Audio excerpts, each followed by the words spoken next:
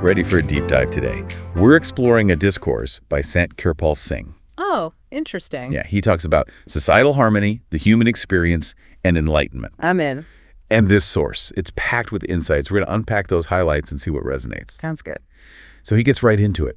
Challenging societal norms. How so? He says all those labels we use, religious, cultural, any of them, they're just superficial. Superficial, huh? I'm curious to hear more about what he means by that. Right. So he uses this really vivid analogy. Yeah. He says humanity is like a single cloth, right? Mm-hmm.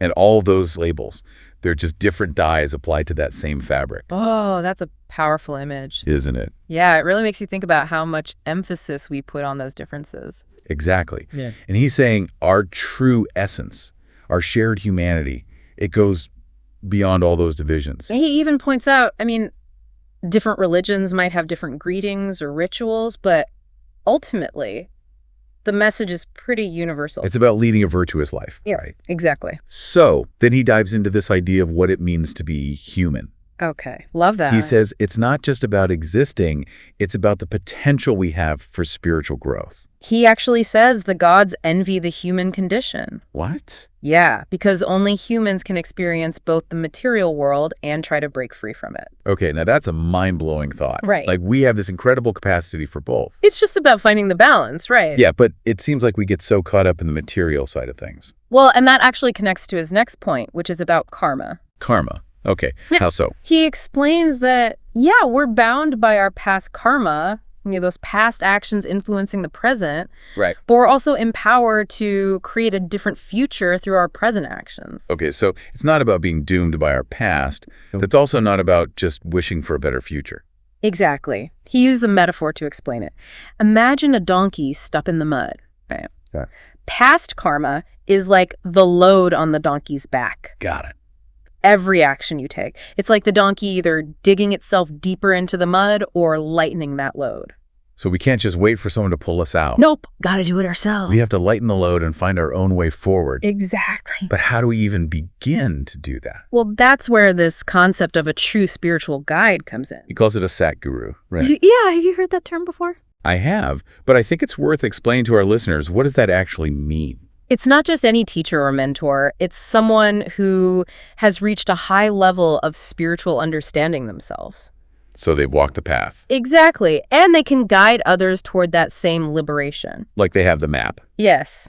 He actually compares a Sat Guru to a doctor. A doctor, how so? He says a doctor can diagnose your physical problems, but only a Sat Guru can heal your soul. Interesting. So this liberation comes from transcending our attachment to material things. Right. You got it. He's pretty critical of how obsessed we are with possessions and status. Yeah, it's like we're constantly trying to fill a void with things that can never satisfy us. 100%. And he's saying true fulfillment comes from somewhere else entirely. It's about looking inward, not outward. Exactly. Shifting our focus to lasting inner peace and fulfillment. He uses this really interesting image to describe it. He talks about the human body being like a beautifully tailored suit. Oh, yeah. He says we get so caught up on the suit, our careers, our stuff, how we look, that we forget about the person inside. It's like we're always polishing the outside, but forgetting about what's inside. Exactly. It's about balance, right? He's not saying taking care of our external lives is wrong, but it's about recognizing true happiness comes from within, from connecting with our true self. Our Atma. Yes. Our Atma, that reflection of the divine within each of us. So when he says Atma, what does he mean? He's talking about our true essence, our soul, who we really are, Underneath it all. Yes, beneath all those layers of identity and all the stuff society puts on us. So connecting with our Atma means peeling back those layers, getting to the core of who we really are. Exactly. And he's really clear that this isn't about just accepting things as they are. It's active. Yes. It's a call to action to transform ourselves from the inside out. You mentioned earlier how he compares this to cleaning a house. What did he say? He's like, look, taking care of the external is important, keeping our homes clean. Right. But real purity, that comes from cleaning the inside. Our thoughts, our actions. Exactly. Our intentions, all of it. It's not enough to just go through the motions on the outside. Nope. Got to do the inner work, too. He makes it clear, though, that this journey takes effort. Oh, yeah. But he's also saying it's the most worthwhile journey we could ever take. And a big part of that is finding a Sat Guru, that spiritual guide. Someone to light the way, right? Yes.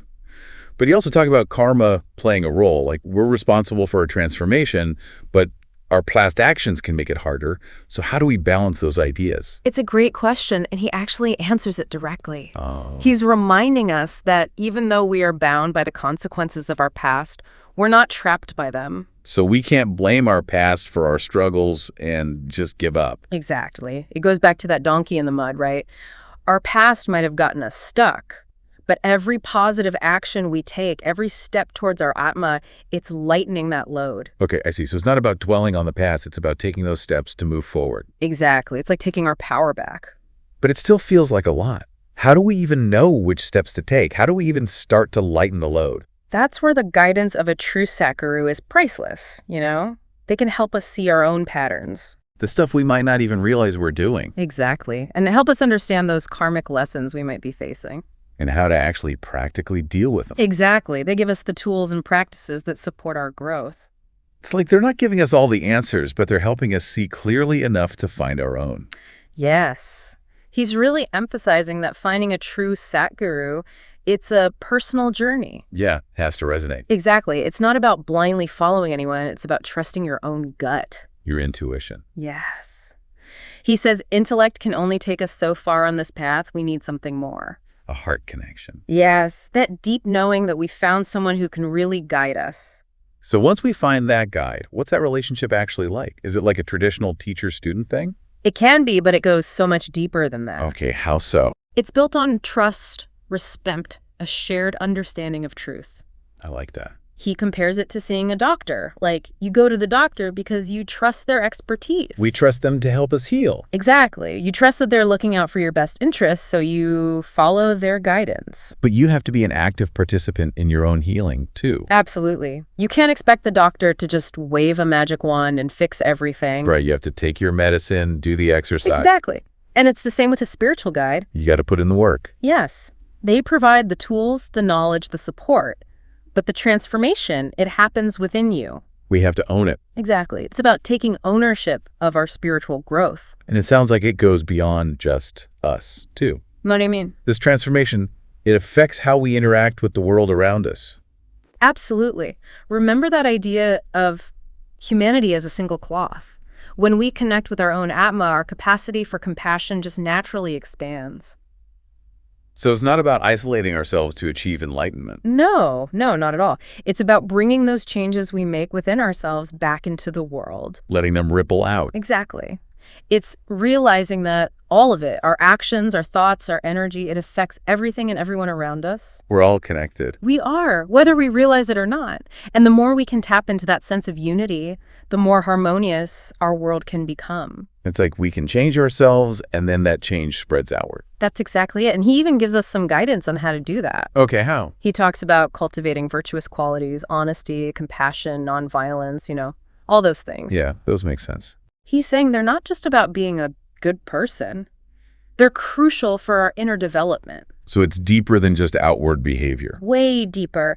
They actually create the foundation for a more peaceful and fulfilling life from the inside out. So practicing these things, that's spiritual practice in itself. Exactly. It's not just about meditating on a mountaintop somewhere. It's about bringing it into daily life. Yes, exactly. Our relationships, our jobs, every interaction. It's like every moment is a chance to practice. He's basically saying, you want to know the path to enlightenment. Okay, I'm listening.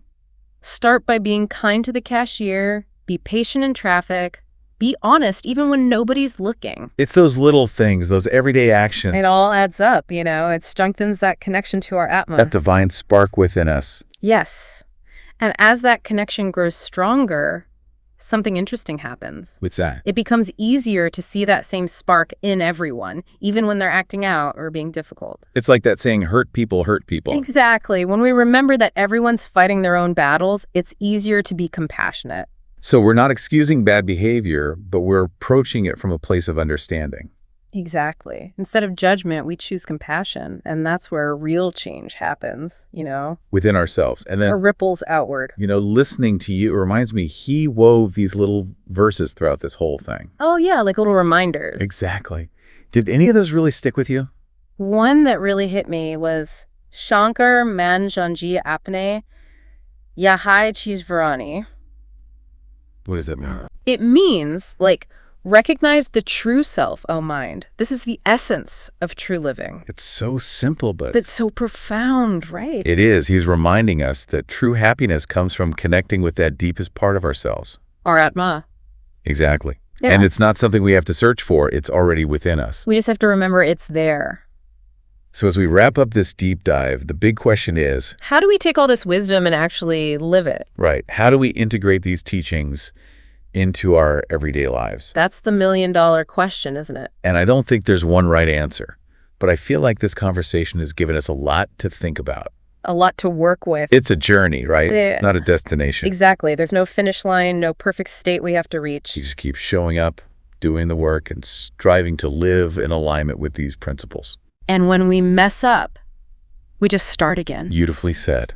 Well, on that note, we'll leave you to keep pondering these ideas. Keep exploring. Until next time, keep seeking, keep questioning, and keep diving deep into all the wisdom that's out there.